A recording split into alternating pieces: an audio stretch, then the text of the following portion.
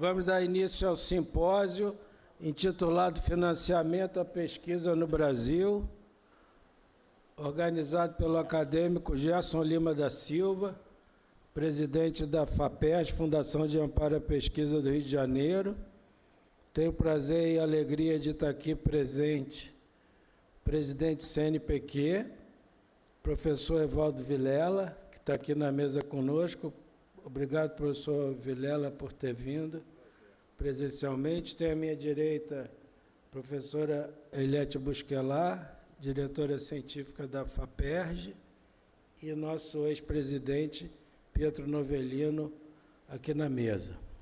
Passo a palavra ao professor acadêmico Gerson Lima, para falar algumas palavras de abertura, e depois vamos dar prosseguimento ao simpósio com a professora Márcia Perales.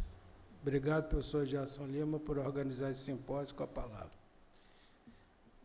Obrigado, presidente Francisco Sampaio. Na realidade, é uma honra, né, uma alegria estar de volta aqui presencialmente. Tivemos dezenas, quase uma centena de eventos remotos. Eu ainda não tive a honra de vir, né, desde que começou presencialmente, mas quando o presidente Francisco Sampaio me convidou para organizar um simpósio de financiamento à pesquisa no Brasil, achei que era realmente um momento adequado, né? Nós estamos em 2022, obviamente a gente tem todo um histórico anterior, mas a gente tem um ano olhando para frente, de muito otimismo. Nós vamos ouvir, temos a honra de estar aqui com o nosso presidente do CNPq, que tenho certeza que ele contará uma série de boas notícias, principalmente em função da liberação dos recursos frente ao DCT. E aí devolvo a palavra aqui para o meu presidente, para a gente poder depois começar, né? Teremos, além do presidente do CNPq, gostaria de dizer que teremos remotamente o nosso secretário de Ciência e Tecnologia, do MCTI, né? O cargo é secretário de Ensino de Estado de Políticas para a Formação e Ações Estratégicas do Ministério da Ciência, Tecnologia e Inovações. Logo em seguida, teremos um intervalo na segunda parte do evento, do nosso simpósio, teremos a doutora Fernanda Tovamol, falando do papel das instituições privadas, seguida pelo presidente da FAPESP, o meu amigo também, doutor Carlos Pacheco, e encerrando aqui essa grande efeméride, o nosso presidente aqui do CNPq, professor Evaldo Vilela. Obrigado, professor Gerson. Convido então agora a professora Márcia Perales, vice-presidente do CONFAP e presidente da Fundação de Amparo à Pesquisa do Estado do Amazonas, para nos falar sobre o papel do CONFAP e das fundações regionais no fomento. Por favor, Márcia, com a palavra. Obrigada, presidente. Eu quero cumprimentá-lo, doutor Francisco Sampaio, presidente da academia. Quero cumprimentar também o doutor Evaldo Vilela, presidente do CNPq, cumprimentar o doutor Marcelo Morales, MCTI, e cumprimentar de uma forma muito especial o doutor Gerson, que me fez o convite para poder participar desse encontro, desse debate, e eu me sinto muito honrada em estar aqui na academia, embora não tenha podido participar presencialmente, né, em função de uma série de outros compromissos, mas é uma honra. Eu me sinto feliz em estar aqui com vocês. A questão do financiamento da pesquisa, ele tem um papel estratégico para que as políticas de CTI do país, as políticas de CTI do Estado, elas possam ser não apenas implementadas, mas elas possam ser consolidadas e ampliadas. Então, quando o professor Gerson fez a proposta para que nós pudéssemos aqui situar o papel do Conselho Nacional das Fundações de Amparo à Pesquisa e também das fundações de amparo à pesquisa estaduais, nos âmbitos regionais. Eu preparei um material para que a gente pudesse ter acesso a uma série de informações que mostram qual é a participação e qual é a importância das FAPs no desenvolvimento de CTI do nosso país.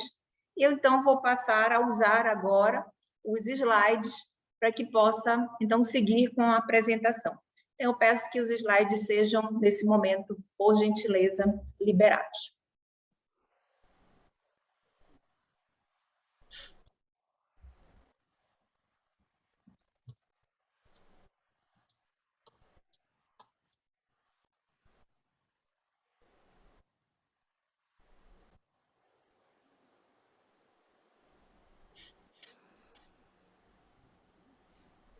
Acho que eu tenho que ir lá.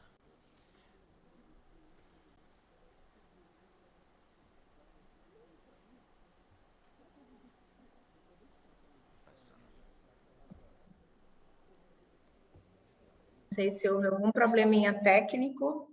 Estou só aguardando a liberação dos slides para iniciar.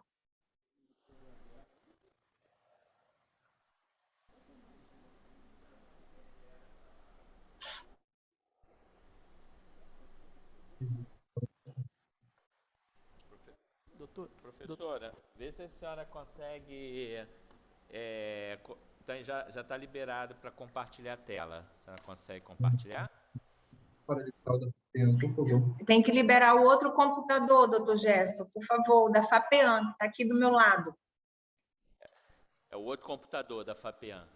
Isso. Se identifica aí, Genilson. Coloca ela de co-host.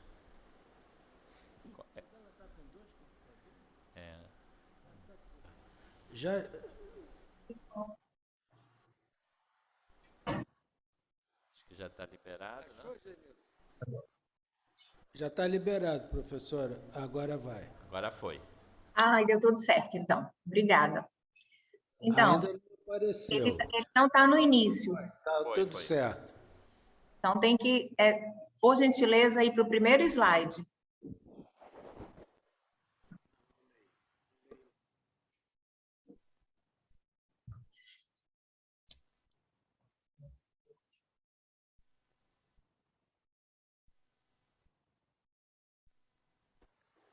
Márcia, agora saiu a apresentação. Vai voltar. Isso, agora sim. Começou no slide número 1. Então, vamos lá. Quem está passando? É você ou são eles? Então, por favor, Felipe.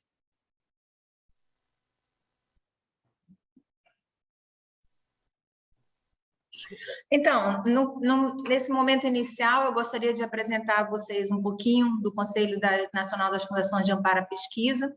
O CONFAP foi criado em 2006, é uma associação civil, né, de direito privado, sem fins lucrativos. Preciso que tu tire isso aqui.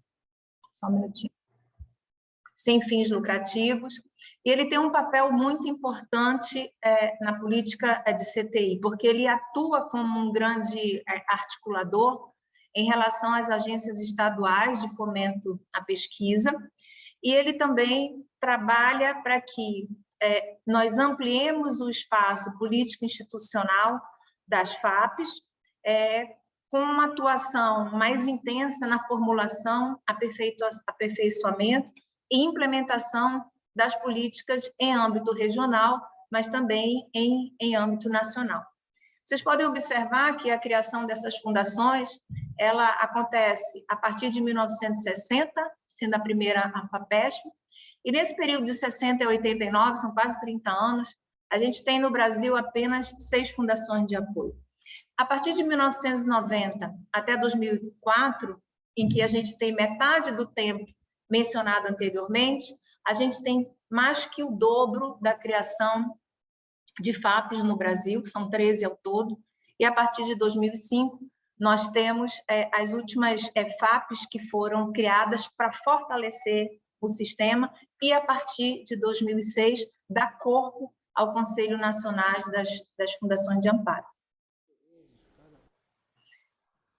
O CONFAP ele tem uma capilaridade bastante expressiva, já que ele está em praticamente todo o país, todas as capitais e Distrito Federal. A única exceção é o estado de Roraima, ainda que está em processo de criação e vem nessa tentativa já há alguns anos.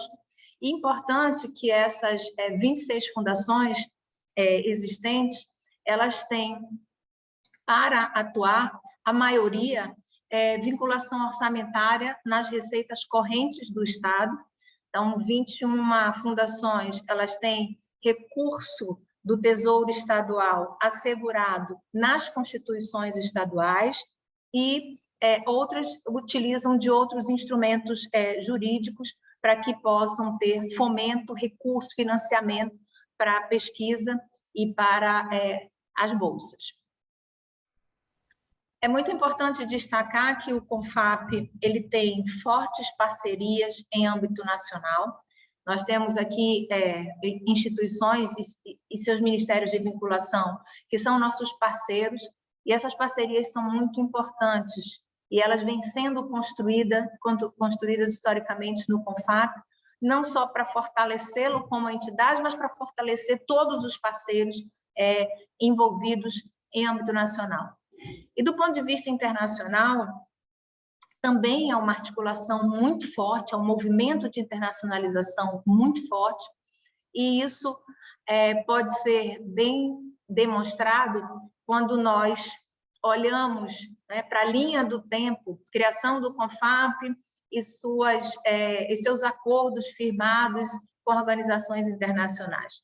Você vê que está, a partir de 2014, a gente tem um crescimento, ele continua avançando até 2019, 20, 21, e em 22 nós batemos um recorde, na verdade, de assinaturas de acordos internacionais pelo CONFAP, e isso é extremamente positivo, porque fortalece essa interlocução e propicia um conjunto de oportunidades, não só para os nossos pesquisadores, para os pesquisadores internacionais, e um processo muito interessante de colaboração, né, entre os pesquisadores de diversos países. Aqui a gente tem uma síntese